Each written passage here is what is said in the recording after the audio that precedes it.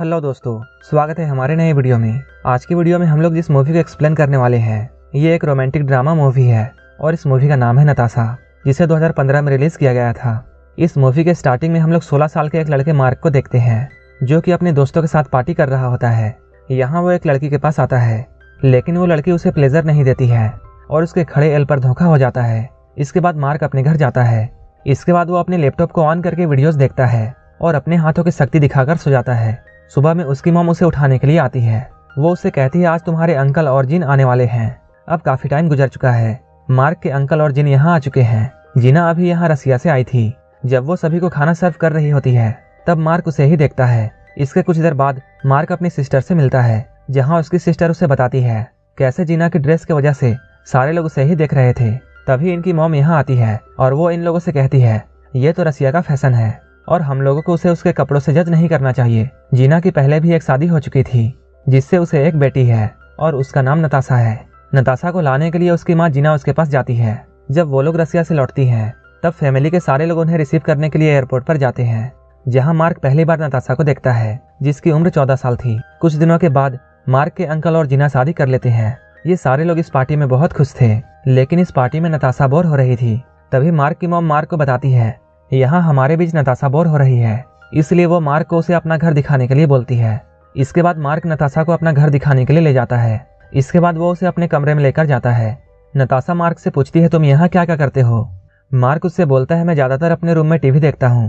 तब नताशा उससे पूछती है क्या तुमने यहाँ किसी लड़की के साथ मेकआउट नहीं किया है। ये सुनकर मार्क चौंक जाता है। वो नताशा से बोलता है तुम तो सिर्फ 14 साल की हो और तुम ऐसी बातें कैसे कर सकती हो। नताशा उससे बोलती है मैं बहुत सारे आदमियों के साथ ऐसा कर चुकी हूँ और अगर तुम चाहते हो तब मैं तुम्हारे साथ भी वैसा कर सकती हूँ। ये सुनकर मार्क उससे कहता है मेरे अंकल ने तुम्हारी मॉम से शादी कर ली है और इस वजह से हम लोग कजन हुए। ये सुनकर नताशा उससे बोलती है मैं अपने मॉम से बहुत नफरत करती हूँ और उनका कई मर्दों के साथ अफेयर रह चुका है और ये सब उसने अपनी आंखों से देखा है। ये सुनकर मार्क चुप हो जाता है।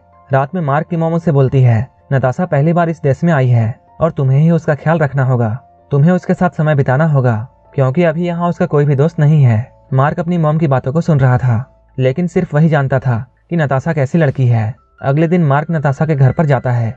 यहाँ जीना उसे बताती है नताशा को अकेले रहना पसंद है, वो काफी अलग है और अगर वो कभी तुमसे गुस्सा हो जाए तब तुम बुरा मत मानना। इसके बाद नताशा की मॉम उसे बाहर बुलाती है, लेकिन उन दोनों के बीच में कुछ बात को लेकर अनबन चल रही थी। इस वजह से नताशा बहुत गुस्सा थी और वो यहाँ से चली जाती है। इसके बाद मार्क भी उसके पीछे पीछे आता है।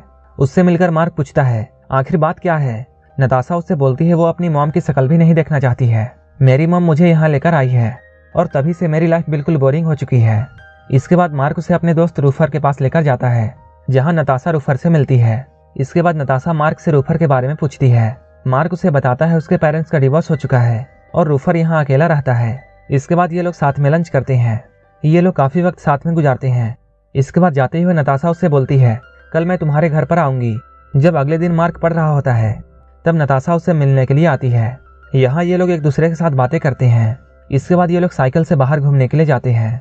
यहाँ मार्क अपने दोस्तों से मिलता है। तभी नताशा को यहाँ पता चलता है मार्क अपने दोस्तों के साथ गांजा पीता है। उसे ऐसा करते हुए नताशा देख लेती है और वो मार्क से पूछती है क्या वो भी स्मोक कर सकती है।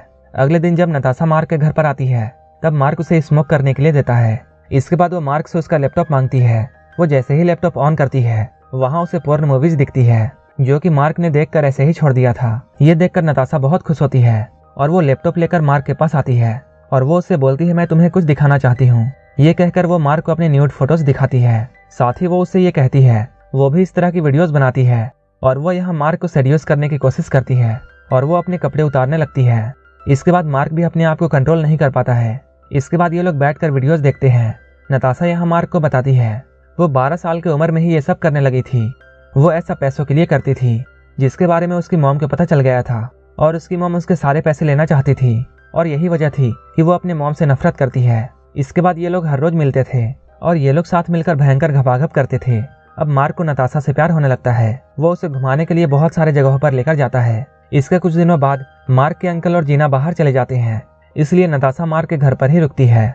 रात को ये दोनों चैटिंग करते हैं, फिर एक दूसरे को गुड नाइट कहकर सोने के लिए जाते हैं। लेकिन थोड़ी देर बाद नताशा मार्क के कमरे में आती है। वो कहती है उसे नींद नहीं आ रही है, इसलिए वो लोग बाहर घूमने के लिए जाते हैं। यहाँ नताशा मार्क को ये बताती है कि उसे यहाँ बहुत अच्छा लगता है और वो मार्क से ये कहती है वो यहाँ सारी जिंदगी रहना चाहती है। मार्क उससे कहता है ये तुम्हारा ही घर है। नताशा मार्क से कहती है मेरी मॉम तुम्हारे अंकल को चीट कर रही है, अभी भी उनका किसी और के साथ अफेयर चल रहा है और मैंने ये बात तुम्हारे अंकल को बता दी है, लेकिन उन्होंने मेरी बात पर भरोसा नहीं किया और वो मुझे ही झूठा समझते हैं। कुछ दिनों बाद जीना और मार्क के अंकल वापस आते हैं। वो लोग नताशा को अपने साथ चलने के लिए कहते हैं, लेकिन नताशा उनके साथ जाना नहीं चाहती है। वो कहती है वो यहीं रहना चाहती है। तब उसकी मॉम गुस्सा होती है और उससे वो बोलती है मुझे पता है तुम यहाँ क्यों रहना चाहती हो और मुझे ये सब पता है कि तुम मार्क के साथ क्या करती हो। इस बात पर नताशा बहुत गुस्सा हो जाती है और वो जीना पर हमला कर देती है। मार्क के डैड उन्हें ऐसा करने से रोकते हैं। इसके बाद नताशा की मॉम उसे जबरदस्ती अपने साथ ले जाती है। अगले दिन मार्क नताशा के घर पर जाता है। यहाँ आकर वो जीना से सॉरी कहता है। जीना उससे बोलती है इसमें तुम्हारी कोई गलती नहीं है।